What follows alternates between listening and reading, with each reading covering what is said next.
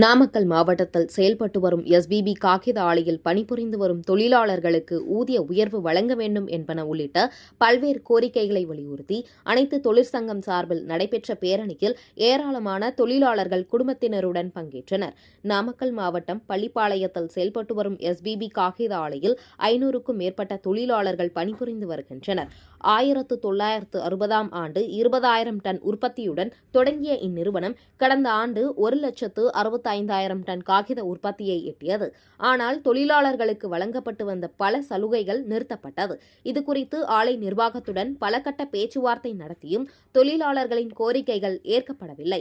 இதனைத் தொடர்ந்து அனைத்து தொழிற்சங்கம் சார்பில் ஊதிய உயர்வு ஒப்பந்தம் 18 மாதங்கள் ஆகியும் நிறைவேற்றாததை கண்டித்து கருணை அடிப்படையிலான வாரிசு வேலை உடனடியாக வழங்க வேண்டும், ஊழியர்கள் நலனுக்கு விரோதமாக செயல்படும் மனிதவள மேம்பாட்டுத் துறையை கண்டித்தும் பேரணி நடைபெற்றது. தோமுசா தொழிற்சங்க தலைவர் வெங்கடேஷ் தலைமையில் நடைபெற்ற இப்பேரணியின் போது 18 மாதங்களாக நிலுவையில் உள்ள ஊதிய ஒப்பந்தத்தை உடனடியாக செயல்படுத்த வேண்டும், தொழிலாளர் குடியிருப்பை சீரமைக்க வேண்டும் என்பன உள்ளிட்ட பல்வேறு கோரிக்கைகளை வலியுறுத்தி கோஷங்கள் எழுப்பப்பட்டன.